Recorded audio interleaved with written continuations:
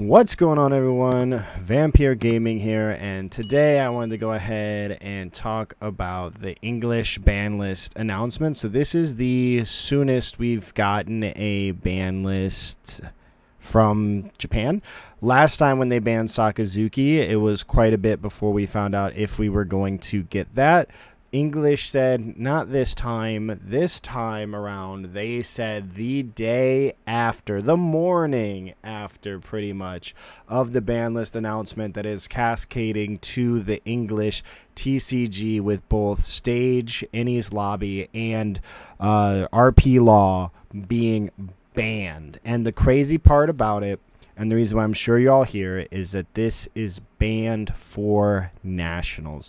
Now, does the ban timeline make sense with how they overlap Sakazuki? Technically, yes, because it's like a week before the set comes out. The ban happens during pre-release.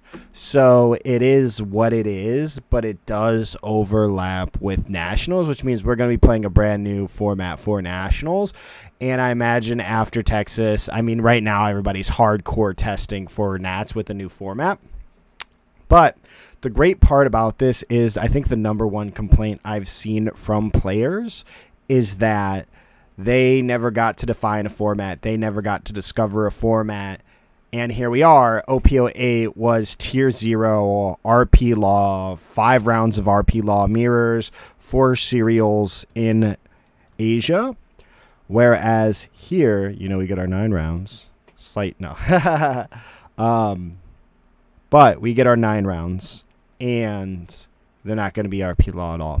So we still get Maria, Reiju's Tier 0, and you can play any other deck as well. So it'll be interesting to see because Gecko's still on the board.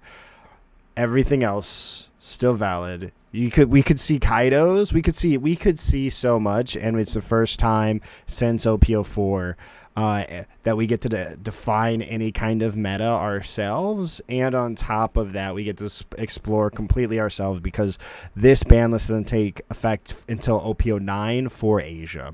So we get to define it ourselves, which is going to be phenomenal. And so in this video, we're going to be focusing on Nationals. Big emphasis there, and the leaders that I think might show up. And then we will briefly touch on OP08. I will be releasing a tier list for both of those based off of these new things. Video probably coming later this week. So be sure to hit the subscribe button if you're not already to get notified when that happens and to stay up to date with my One Piece content. I got a bunch of deck profile. I'm already in the kitchen cooking. You guys know I love to put out my content. You know, I try not to gatekeep any deck lists. I put pretty much everything out here on this channel to some degree. So let's go ahead and dive in to the leaders. So, of course, you know, new Nats format, new Nats meta. So first things first, Reiju. You know, a lot of you guys know the agenda that I've been on. Part of it's for memes, but part of it is serious, and you can tell just based off the prices. Reiju went from $40 to $85. Everybody's super excited because it's the one deck that bottom decks. When Reiju loses her pieces, you know she has to find them again. But now no deck is going to do that besides one. We'll talk about that deck a little bit later. But Reiju can also play things like Gravity Blade Raging Tiger, which can let you play against Black Yellow Luffy, and you can bottom deck their pieces. So Reiju is one of those decks that can bottom deck your pieces. And crazy thing is, you know, in the mirrors, I think that's going to define that. But Reiju is very strong. Reiju will have like full board, 6 Don, 8 cards in hand for life. Won't even take them because they're just going to counter and play another Reiju. So they get like 2 free attacks to counter out of, and they get to play Reiju. Lovely. But I think Reiju, I mean, literally my whole timeline has been a bunch of people practicing Reiju. On top of that, you got Nami. So Nami is just absolutely insane. You know, the one deck it lost to was RP Law. It was the only deck that could go fast enough and just put an insane amount of pressure and numbers on them. And also they played the purple Law, so you can just rip 2 cards. So Nami, I think, is going to be a problem. And honestly, it slightly terrifies me because even as Lucci playing Isho and Brooks, Nami can win. Nami does not require the level of skill, in my opinion, that Nami had before. Of course, skill does carry the deck farther, but you can be just an everyday Joe and win semi-consistently with Nami. You'll probably win 66% of your games just by knowing how to mulligan. Because it's so much more consistent. It's so much more reliable. It's a beast. So Nami honestly terrifies me, and there are some really good Nami players out there, and I'm slightly just horrified. The cool thing about Reiju is Reiju can tech Jian, and you just like kind of auto win. Allegedly, Reiju's really good into Nami. I don't know, but any blue deck is going to probably be teching that for Nami going into that. Or what is the other one? Suru. I think there's a Suru that's pretty good too. A 2K. But yeah, I think we're going to see a lot more Nami than we're comfortable with, especially since Nami just won 2 back-to-back events. I think it was back-to-back. But yeah, Nami just won 2 events. And then, of course, I'm going to mention Monkey D. Luffy. Someone got top 16 at a regional or treasure cup, the online treasure cup, I believe, with Luffy. Ploofy. So I think that this, of course, with the Lucci hit, I think Enel just gets a little bit stronger. And this is really good into Enel.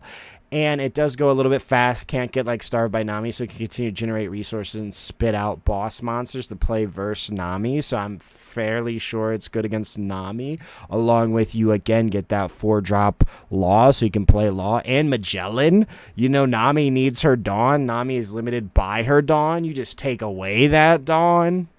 I think there's something there. I don't know, but Magellan, of course. RP Law being the only deck that can bottom deck Magellan. Magellan is I've never been like, thank you for Magellaning me. I'm like, oh gosh, how do I deal with Magellan? And then if I remove it, I lose 2 more, so I usually can't remove it to like the 9 Dawn turn.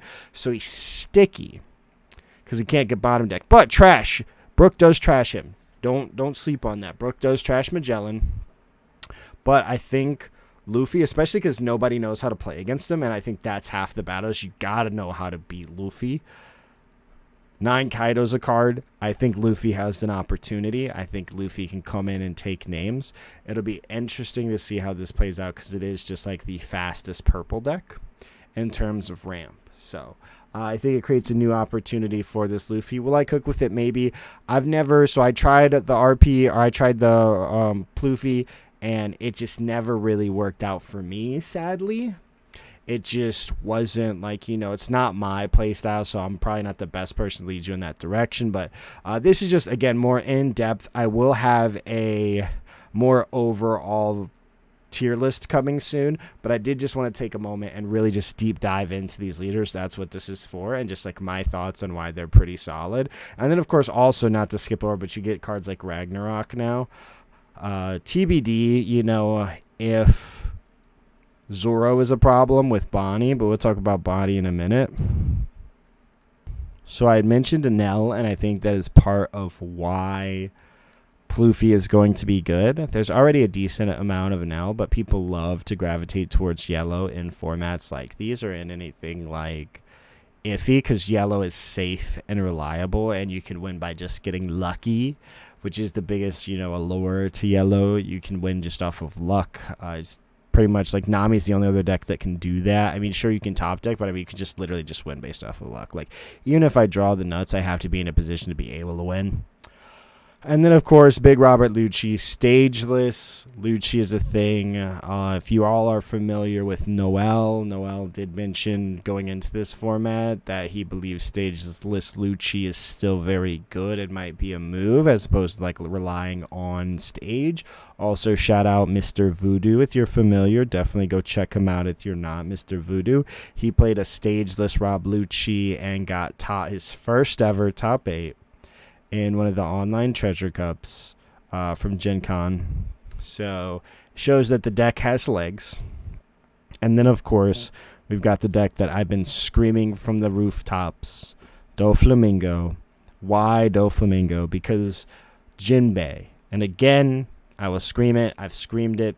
So I can tell everybody I told you so. In 3 months, when we get the 8.5 structure deck, and I believe Jinbeis are going to be more expensive than they are, you're going to have Doflamingo. When you play Jinbei, Jinbei is the big key card, especially if you go Jinbei into Weevil. You just generate so much value, but you create 2 threats, and Lucci on a good day can only answer 1, and Stage really helps them answer that. Without Stage, it's very hard to answer even one of the bodies, so they have to play Kaku or Finger Pistol, and then they have to see it to answer one body, or it's going to cost them at least 2 cards. It's very expensive. And Kaku requires 2 CPs to be in the trash. So I think Doflamingo is poised to be in a very strong position. You also get to play the 10-drop Kaido, which is solid and needed for Enel, but it also generates so much value. And you get to play Red Rock, so you don't have to worry about Bonnie. Like, if they play Zoro, you're just going to answer it. And again, you get Gravity Blades, so you can bottom deck cards that play off of trash. So Black Yellow Luffy, you can bottom deck 2 Sabos. They're not getting them back for their next Moria. They're going to need 2 more. And, you can answer those pieces and really just put pressure on. Of course, you don't get to establish your board as well, but you're answering 2 big problems. And if they play their Sabos early, and you're like, boom, they're bye-bye your Luffy and your Sabo. And it's so good. Whenever I play against Doflamingo, it's always slightly terrifying, even as Lucci. So I really think he has some legs. And then, of course, arguably, I think it's between this and Reiju, I think we're going to see a ton of Black Yellow Luffy. Black Yellow Luffy is very hard to pilot, though, which is why I think a lot of people will gravitate towards Reiju. Not to say that she's hard to pilot, but Luffy very much punishes you the moment you make a mistake, and it's very easy for your opponent to exploit a mistake you make.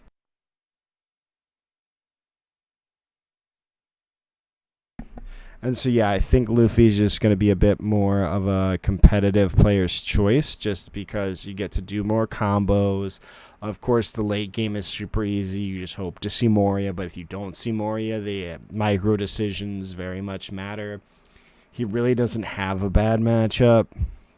So, yeah, I don't think he has a bad matchup. Correct me if I'm wrong in the comments below. Like, RP Law, I think RP Law, if they know what they're doing, can be really good. Like Black, you can still get hit with an Isho, but overall, this deck's just a beast. And then, of course, we've got Bonnie, who is relatively strong. Again, you can kind of your games go slower. You get to stop 1 attack. You're a 5 life leader. You get access to some phenomenal green cards like Zoro.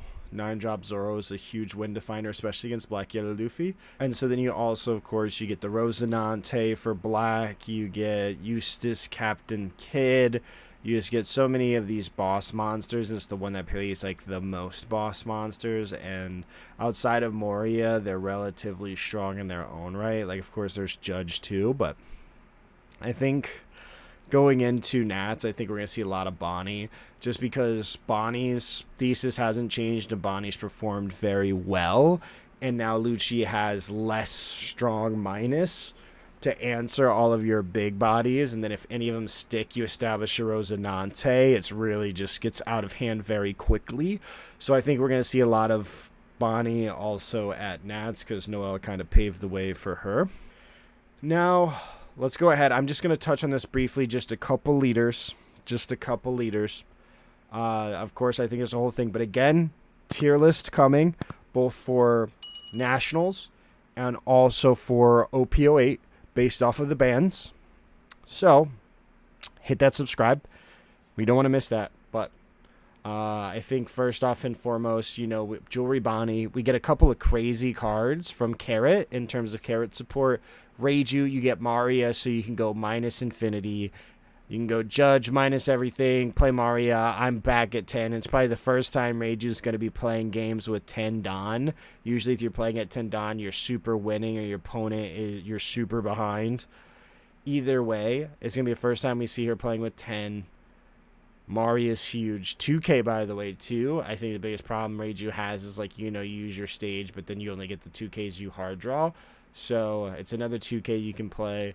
I think we're going to see a lot of Reiju. A lot of people in OP08 are suspecting, in Asia, are suspecting that this card's going to be insane. I've seen a lot of tier 0. Again, we'll have to see, but I'm also aligned with that vision. And then Calgara.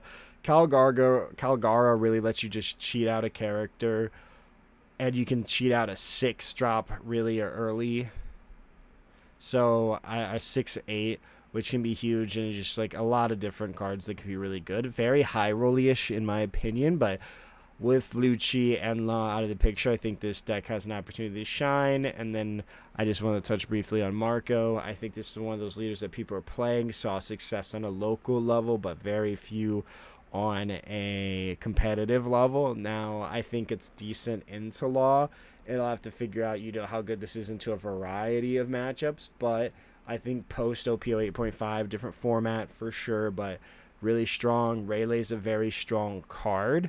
It'll be interesting to see. I'm optimistic. I think, you hit a Sanji into a Newgate, like, absolutely nasty. You get 2 huge threats that only one best case can be answered, and you're a 7K leader. I like the thought of it.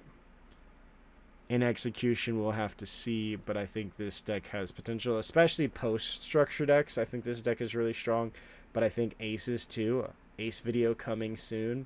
As always, if you found this content of value, if you could do me a favor, hit the subscribe button. It helps me out a ton. And as always, thank you for watching.